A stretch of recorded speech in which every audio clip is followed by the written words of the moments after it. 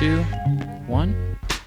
For the week ending on June 5th, Philadelphia had a total record of 4-5-0, with the Phillies winning 2 games and losing 5, with a 1-1 series record. The Soul winning their one game 47-35, and the Union winning their only game 3-2.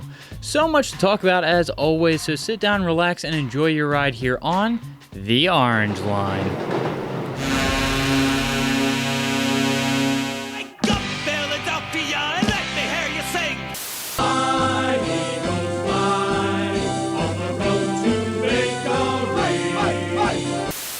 He had high hopes.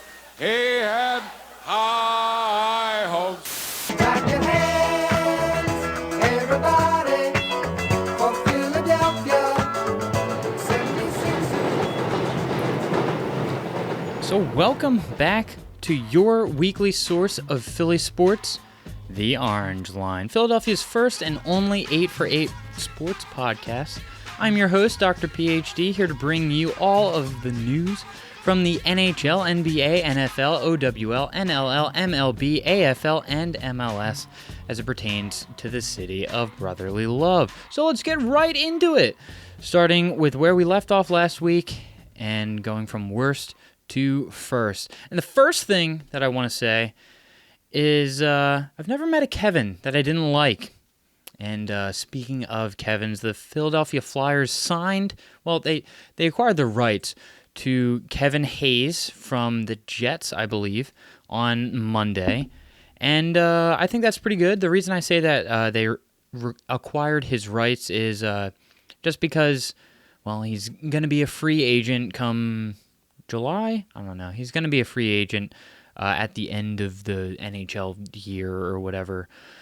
So we just have a chance to negotiate his contract before he becomes an unsigned free agent, which, can be good. A lot of people seem to be pretty positive about this, considering that he has the ability to be a 60-point player, be a pretty decent 2C, which can absolutely relieve some of the younger players, especially Nolan Patrick, take some pressure off of him, and hopefully he can be a good addition to the Flyers. My gut reaction, though, is I think he could actually end up being part of a package deal, sign him to, whatever contract, doesn't really matter, and pair him up with, just as an instance, pair him up with, Voracek and, put them together, trade them to somewhere. I don't know for who. I'm just saying this is what I think things could be. But pair him up with a pretty decent player on our team, someone that other teams would want, and hopefully we can get a pretty decent return for that. And I know one of the things that Fletch said on this past Friday, the 31st, was that he really wanted this team to be... Not that he wanted this team. He wanted to be aggressive for this team throughout the offseason, and just picking up Hayes in that trade for a 5th rounder, I believe, is pretty good considering that we barely paid anything for him. And it's a clear signal that Fletch ain't playing around. So that's some pretty good news. Other good news, I keep talking about the run back. I'm not going to harp on it too much this time. But one of the things that I do want to talk about is the fact that the Sixers are starting to get into talks with Jimmy Butler, which is a good thing. Like I said, I'm not going to dwell on the run back. But I think this is pretty good. They're still the front runners in terms of what Vegas is saying. So if Vegas is saying it, then, it's still really up in the air.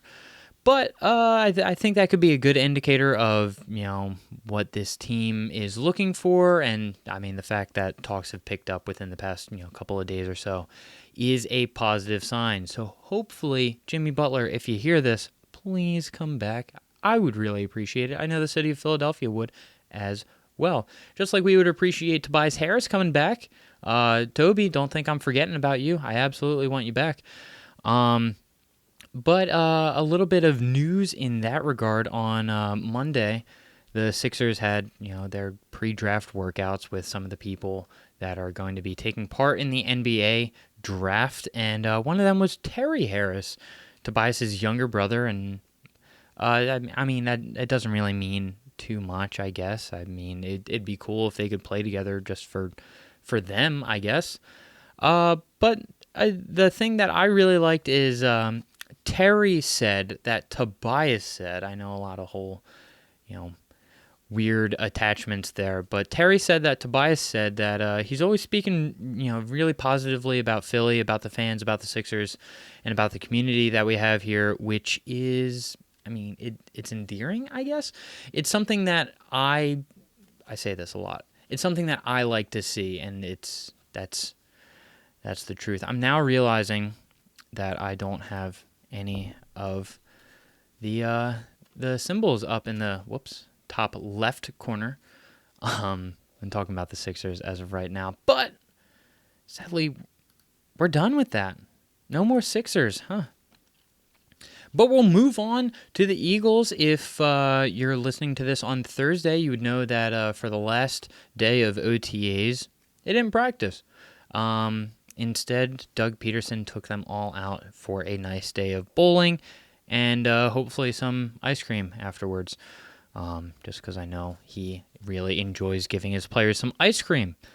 But in terms of some news, I guess, on Friday the 31st, the Eagles had a softball game for Carson Wentz's AO1 Foundation, in which the offense beat the defense 17-16 on a walk-off home run. I didn't write down who hit the home run, but thank you. I mean, high-scoring game, so that's pretty cool. And obviously, if the offense won, that means the offense is going to be pretty good. I mean, it's all just making it up as it goes. Finding, that's Philly math right there. That's some Philly math for you. Finding connections and stories and whatever. Moving forward, though, Doug Peterson did have a few words to say about what's happening during the offseason. He gave a lot of praise to Carson Wentz, said that he's just been really impressive where he needs to be and where he is in terms of his arm strength, leg strength, speed, awareness, every single factor that you want in a top-tier quarterback. So good job, Carson Wentz. Absolutely killing it. Nelson Aguilar got mentioned a whole lot, too.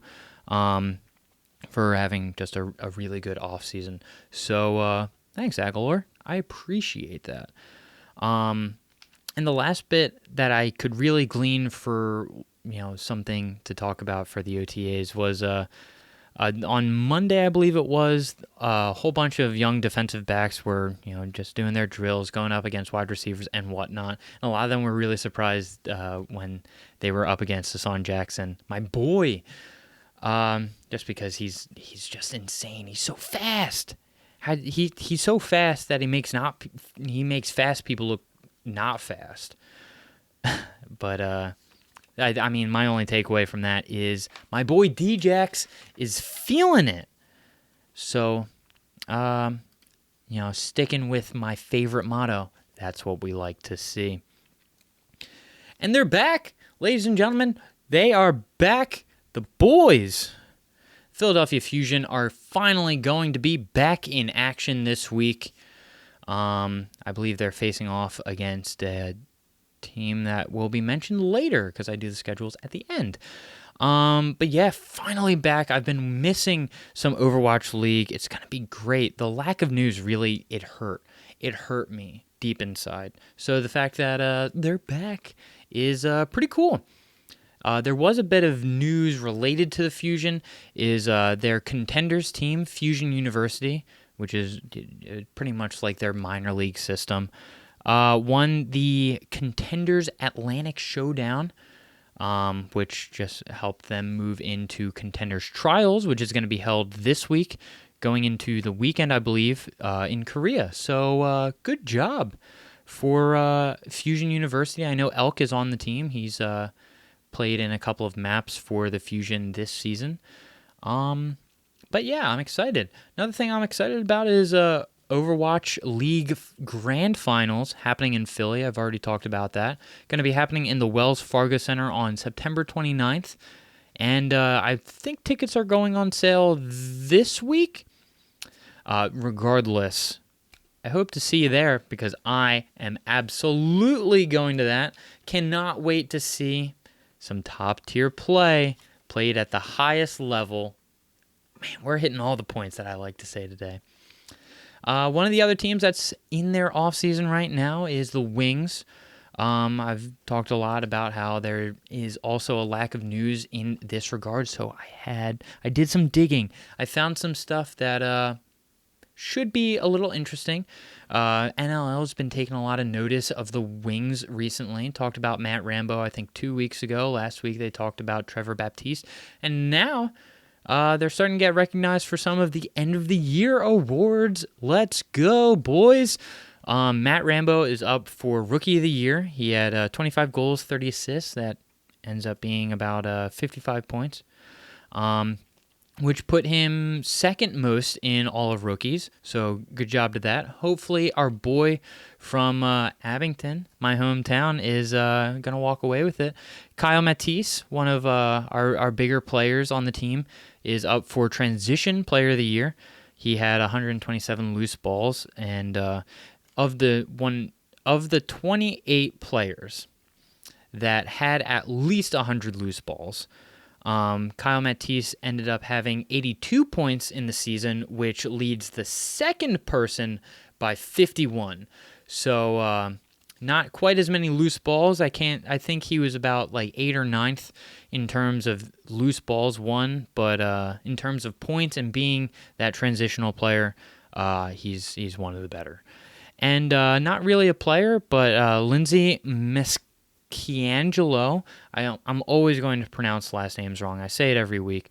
But Lindsay is going to be up for the Executive of the Year award.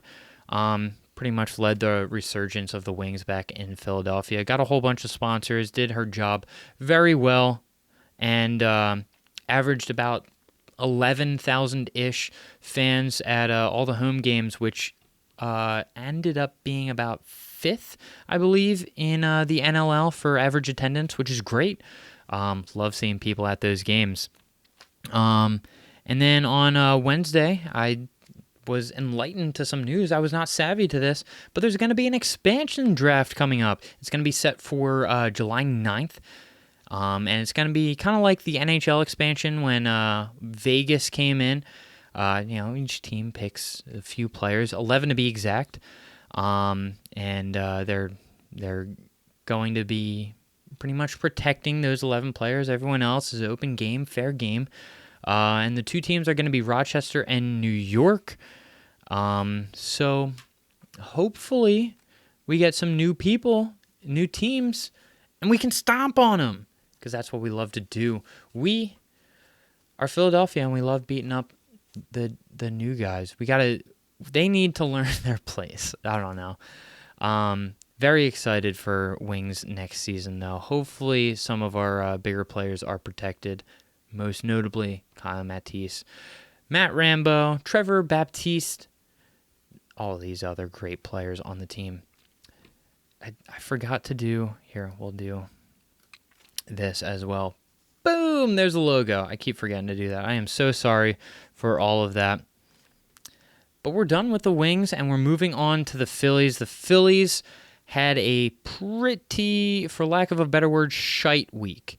They didn't perform well. They didn't do what I wanted. They didn't do what anyone wanted. They got swept by LA, and in the entire series, they ended up getting outscored 6-18. That's a big deficit. And that's a team that we need to be able to beat. They're one of the best teams, if not the best team in the NL. And if we're going to seriously contend for the playoffs, NLDS, NLCS, World Series, we're going to need to beat a team like that or maybe even better. And I know it's kind of early to talk about that. We're just getting into June, and I can't even believe that it's already June. But yeah, that's something that the Phillies need to be mindful of is being able to beat teams that are of this caliber. We showed that we can beat teams of, the Chicago Cubs, Milwaukee Brewers, but going down to LAD is not fun. So that series wrapped up on Sunday. Sunday was also the day when the trade became official for Jay Bruce, an outfielder, which just added support to 7, 8, and 9 for the Phillies.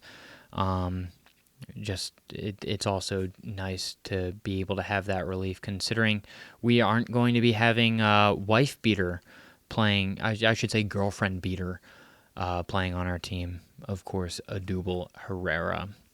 But I don't want to talk about that because that is too negative. I like to keep the positivity on the show. So let's roll in right to the next series, which was against the Padres. I said that this was going to be one to look out for, considering Manny Machado and Bryce Harper and everything that they are kind of equated to, just for their money-wise, I should say. And there's a whole lot to get into. I'm actually jumping the gun a little bit. I want to talk about that series soon. But a few things happened on Monday, a few big things. In the first round of the MLB draft, college draft, the Phillies selected shortstop Bryson Stott at 14th overall. He's I don't know. He seemed like a good player. All the reports that I read on him are good. Of course they are, because no one's going to write a report about a player that got drafted and is like, this guy fucking sucks. No, it's not going to happen like that. It's not going to go that way. But some of the numbers that I really liked were in his junior year. He led UNLV, the team that he played for, in pretty much all of the big offensive stats: on-base percentage, hitting percentage, home runs, RBIs, runs scored, walks, all of the good ones, So that's good.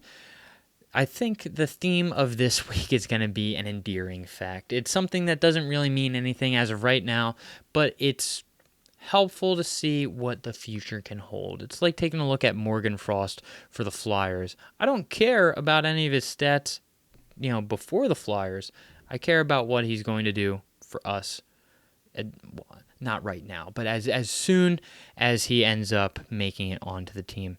Monday was also the day that we saw Andrew McCutchen tear his ACL, and apparently he's going to be out for the rest of the season. This is a huge blow. He's been an incredibly good leadoff hitter for us, and he's a great guy. He got caught up in a play. I think I can't necessarily remember what got him in this position, but he was pretty much in a rundown and just going back and forth, trying to get to second, caught between second and first, obviously, and just trying to avoid the tag. I guess he pulled something popped. And he also said that he walked away from it, gimped away from it, and it didn't feel like he tore any of those CLs, like an ACL or an MCL or anything like that. So, It's a sad fact. It's not something that it's not what we want to see. But on Wednesday, that was the wrap up to the Padres series, where we ended up winning. We lost the first game. We had a terrible run, 5 straight losses for the Phils, which cannot happen going ahead. But it was a pretty big series win. A needed series win over the Padres. But to wrap up one of the 3 Docter PHd picks from last week, I talked about Harper versus Manny Machado. So I broke down some of the numbers. I just went on the box scores and saw how both of them did. And for their totals, Bryce Harper went 4 for 14. Manny Machado went 4 for 13. Machado had 1 home run. They both scored 2 runs. 1 RBI for Bryce Harper, 4 RBIs for Manny Machado, but it came on that 1 home run. Yes, it was a grand salami. They both had 2 strikeouts, but Machado had 2 walks. So I hate to say it. I really don't want to say this. Harper took the L this week. Harper, we're not paying you all that money to take L's like that. So next time we see Manny Machado, I want you to beat him. And here's what I want to say. I want you to kick Manny Machado's ass, all right, on the field. And not just, like, go out on the field and knock him out. I mean, like, in the box score where it matters. Don't get ejected from any games either. That's not helpful to the team. But that's all I have for Phillies news. Hopefully they can have a better week coming up. I'll talk about that later with the schedules. But for right now, we have the Soul. Soul are coming off of a win, albeit to the winless Columbus Destroyers. So, I mean, make with that what you will. But a win is a win. They're back in that column. And thank goodness. The secondary finally showed up, played a good amount of defense. I know there was 3 turnovers. 2 of them were interceptions and a fumble, which ended up helping a lot. One of them was a pick 6. Can't remember who. I'm sorry. I apologize. But it was a hot start that really kind of just propelled the team all the way to the win. They went into the half for the first time this season, I believe in 8 games, with a lead. I think it was 19-14. Which is absolutely great. Dan Radeball had a good game, 15 of 26 pass attempts, and totaled 280 yards, 6 touchdowns. The man's on fire. I have no problem with the offense of this team. I think the offensive power of the Philadelphia Soul is insane. Where we struggle is defensively. Aaron Washa is still out, so even with one of our best receivers out for the entire game, I won't say the season. I don't know if he's going to be out for the season, but even with him out, we're still offensively just a great team. I think it's funny, though, that Washa is still out, but Lonnie Outlaw is in. Lonnie Outlaw took probably the worst spill of the two, and he played on Saturday. But Washa just took a bump to the thigh groin, and he's gone. B.J. Bunn stepped in for him, ended up netting 2 touchdowns, both of which happened in the third. Kept the Destroyers scoreless in the third as well, so that's a good sign. But yeah, that's the Soul. I was pretty happy with the win, and I'm looking forward to more. Because, God, do I love the Soul. I love arena football. But there's one sport to talk about, and that, of course, is the Beast in the East. They went into Minnesota and took another win. That gives them first place and also gives Minnesota their first loss at home. So a very big win. I saw someone call it gutsy on Twitter, and I absolutely agree. I just think that this team is willing to fight through any kind of adversity. They had a rough go of it for the past couple of weeks, not being able to pick up as many points as they wanted. So it was good to see them walk away with the dub here. A 3-2 win, which, like I said, got them into first place. Austin Trusty got his first goal. That was the game winner. So thank you. In Trusty we trust. Again, one of those moments where I was like, this will sound cool, and then it didn't. And Harris Medunian found his first goal of the game, not game, of the season as well. So shout out to Trusty and Medunian. Thank you so much for adding to the offensive powerhouse that is the Union. 13 block shots, too, by Union defenders. Absolutely insane. I kept seeing a whole lot of jokes, whole lot of memes from Minnesota players and Minnesota fans and Philadelphia fans, just about like, I would post something about the Minnesota loss, but I feel like a Philly defender would have blocked it. Ha ha ha. And I'm using a fake laugh, obviously, but I did think it was funny. So that was the week. I felt like it ended up going pretty dang good, if I say so myself. If we can talk about the schedules for next week, I would absolutely love to do that. Phillies, they have a series against Cincinnati starting on Friday going into Sunday. That's going to be at home. I know today, Thursday, they're off doing a memorial service for David P. Montgomery. May he rest in peace, and I hope all things are going well for his family and the people that are very close to him. And on Monday, going into Wednesday, we have a series against Arizona. I think I see that Arizona is doing well. I might be making that up. But hopefully we can walk away with a whole slew of wins this coming week just to make up for the deficit that is on the board over there and all of those L's. Seoul have one game this week. It's going to be against Washington. Hopefully we can pay them back for a loss that they gave us not too long ago. Saturday we have a game. The Union are playing against the New York Red Bull. And that's going to be at home as well. Wednesday they have another game. It's going to be against the number two team in the East, DC United, in the U.S. Cup, which admittedly I don't know too much about, so I'm going to be doing my research, and you'll see why in just a moment. And the Fusion have a match this week. It's going to be happening on Saturday, and it's against the Hangzhou Spark, so all of those things are absolutely great to look forward to. More things to look forward to, though, are my favorite part of the show. It is the Docter PHd Picks of the Week. How can you not love them? Starting with the first one, I am still rocking the Fusion cap, and that's what it's going to be. Fusion make their return to action, and they sadly have to play my second favorite team in the OWL. I love the Hangzhou Spark. They're pretty decent, if I can give my humble opinion. And I love the color scheme, pink and blue. Those are two of my favorite colors. Come at me, world, for liking pink. I don't know. But the interesting thing about Hangzhou is that they qualified for Stage 2 playoffs. Last stage 2.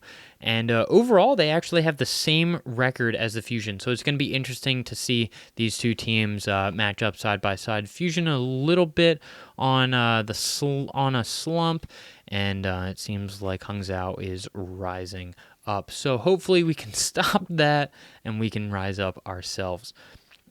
Pick number 2 is going to be the Union. They have their first game of the U.S. Open Cup. The only reason I say that is because I know that there are going to be more games played for the U.S. Open Cup, but I believe we have to win to keep doing that. So I say the first because I have faith that we are going to take D.C. We are going to walk into D.C., take that win, and keep on going to the U.S.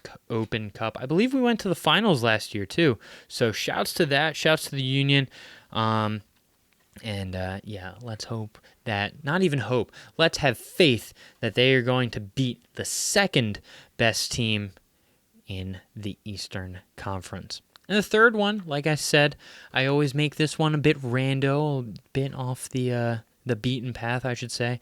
And it's not anything actually specific. The other day, I was playing on Xbox. Someone was like, "Hey, do you want to play Halo 3?" And I was like, "The game's like 90 years old, bro." But I logged in and I had a great time. A whole wave of nostalgia hit me. So my third pick of the week is just for you. Go play some old games. Enjoy a nice nostalgia trip. There are a few games. I mean, I know you probably can't see it if you're watching this, but right behind me is a PlayStation 2 and a GameCube. So those are some of the things that I play while hanging out here in the doctor's office. I'm going to be playing a whole bunch of different games this week. I'll keep you updated next week and see if anything interesting happens in those gameplays. I don't know if anyone cares about that. But yeah, thank you for listening. That's been the show. I've been Docter PhD. If you want to follow me on any social media, that's going to be at Docter PhD, DocterPhd. If you want to follow the podcast, you can absolutely do that too. That's going to be at Orange Line Pod, spelled exactly the way you think. You can follow on Facebook the Orange Line Podcast, where eventually, I'm not going to give a concrete date just yet. Eventually, I'm going to start doing pretty much daily blog posts talking about what games are happening for the day and go into depth about the stats, what happened in the last game this team played, and what the opposing team is doing, players to look out for, storylines to look out for, all of those fun things. So with that being said, thank you so much for listening. I've been Docter PHd. I hope you are all doing well as always. I really appreciate this, and thank you so much for putting up with the, I'll say, lack of episode last week. It was very confusing, and I'm thankful that I was able to get it all figured out in time. So with that being said, I've already said that. I'm going to wrap it up here. Stop my rambling. Have a great day.